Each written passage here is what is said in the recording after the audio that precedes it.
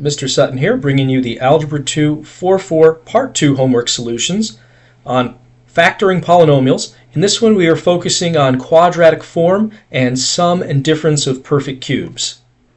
For this problem, I see a trinomial here with a specific kind of exponential pattern. We have a first exponent that is twice the second exponent and a constant. So this is in quadratic form, and we can treat this like a quadratic when we factor it, only we're going to use c squared instead of c when we break things up. So if this was just a normal quadratic, I'd be asking, okay, what are two things that multiply to 20 and add up to 9? 1 and 20 doesn't work, 2 and 10 doesn't work, 4 and 5 works if we have positive 4 and positive 5. So then I can split this up into c squared plus 4 and c squared plus 5. And let me just double check and see if I can factor either of these further. Since we have two terms and it's not a difference of perfect squares, it's a sum. It doesn't really matter if it's a perfect square or not. If it's a sum, then we can't really go any further, and this problem is as factors it's going to get. For this problem, it's a little bit tricky to see, but this one is technically in quadratic form. We have a first exponent that is twice the invisible second exponent. There's an invisible 0z squared that we can kind of imagine in here, and then we've got a constant. So we can treat this like a quadratic, like a difference of squares almost, but we're going to use z squared instead of z to the first power when we split this up. So if this was 16z squared minus 625, I could take the square root of these and use the a plus b, a minus b setup. So the square root of 16z to the fourth, that's going to be 4z squared. Square root of 625 is going to be, let me think here, 25. So we are going to have, let me think, 4z squared plus 25 and 4z squared minus 25. Now we do need to always check to see if we can go further on these if we have anything higher than first power. This first parentheses is a sum, so we can't break that up any which way we would want to.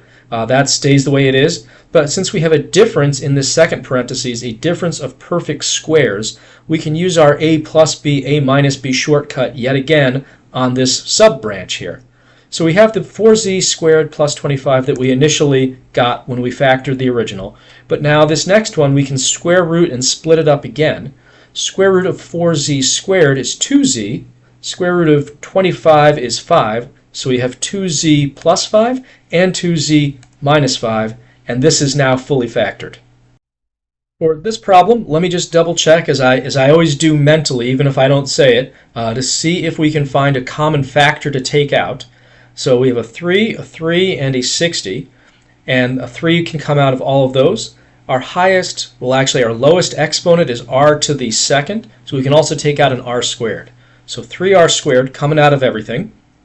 If I do 3r to the 8th divided by 3r squared, we have 8 minus 2 for an exponent of 6, so that's r to the 6th.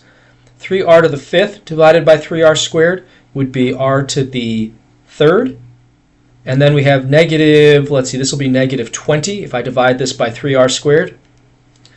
So let me see if the stuff inside the parentheses can be factored a little bit more. If I have anything higher than first power, I always need to check that. I see three terms in here, and I'm just noticing that my first exponent is twice the second exponent, and then the third term is a constant. So we have a 2n, n constant kind of situation. This is in quadratic form, and thus we can factor this, or try to factor it like a quadratic, only we're going to use r cubed instead of r when we split things up. So if this were just a regular quadratic, I would be asking what are two things that multiply to negative 20 and add up to positive 1. 1 and 20 doesn't work, 2 and 10 doesn't work, 4 and 5 works if we have a positive 5 and negative 4. So I can split this up then into the 3r cubed that I took out initially, and then I'm going to have r cubed, let's see, minus 4, and r cubed plus 5 will give me the 1r cubed in the middle. Let me double check further though, since I still have r to something higher than the first power. Do I have things I can break down even further? Well, with these cubes here, I would only be able to mess with these if I had two perfect cubes. 4 is not a perfect cube, 5 is not a perfect cube, so this is as good as it's going to get. On this problem, as always, let me check for common factors. It doesn't look like there are any that I can take out. So the next thing I'm noticing here is that I have an x cubed, and 64 is also a perfect cube. So I can actually use my perfect cube shortcut, the sum of two cubes, which, let me write that out. That's going to be a plus b times a squared minus ab plus b squared. That's what I have to split this up into. So to do this, I'm just going to take the cube root of x cubed and 64. Cube root of x cubed is just x, that's my a value. Cube root of 64 is 4, that's my b value. So I have an x plus 4 for that first parentheses. And then a squared is going to be x squared. Minus ab is going to be minus x times 4, so minus 4x. And then b squared is 4 squared, so that's going to be 16, and that's as factored as these things are ever going to get. For this problem, I notice I have a difference of two perfect cubes. 27 is 3 cubed. So I can use my perfect cube shortcut for a cubed minus b cubed. That's going to be a minus b, a squared plus 2a, or plus ab, and then plus b squared. So to get my a value, I have to take the cube root of c cubed, which is just c. For the b value, I need the cube root of 27, which again is 3, so minus 3 here. A cubed then is just going to be c cubed, plus ab is going to be plus c times 3, so plus 3c.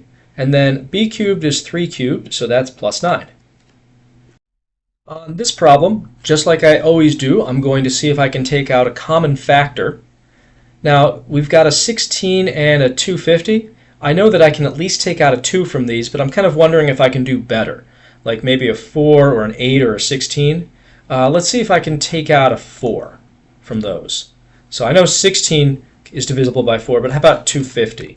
250 divided by 4, nope, can't take out a 4. That doesn't come out evenly. And if I can't take out a 4, then I certainly can't take out an 8. And if I can't take out an 8, I can't take out a 16. So it looks like 2 is as good as we're going to do for common factors. Now for variables, the lowest exponent is this t to the 4th term here. So I can take out a 2 and a t to the 4th. And that'll just have to be good enough. Let's see what happens when we do that. So 16t to the 7th divided by 2t to the 4th, that's going to be 8t to the 7 minus 4, so t cubed. And then 250 divided by 2 is 125, and those 4th power t's are canceling completely, so we have a plus 125. Now here is the good news. 8t cubed is a perfect cube, so is 125. So I can use one of those perfect cube shortcuts, the a cubed plus b cubed one. And remember that shortcut gives us a plus b and a squared minus ab plus b squared. So I've got the 2t to the 4th that I took out initially, don't want to lose that. And now to get these a's and b's, I need to take the cube roots of 8t cubed and 125. Cube root of 8t cubed is going to be 2t, so that's my a value. My b value is the cube root of 125, which is 5, so we have a plus 5 there. And now a squared is going to be 2t squared, so 4t squared. And then minus ab is going to be negative 2t times 5, so negative 10t. And then b squared is 5 squared, so a plus 25 there. And that's as good as it gets.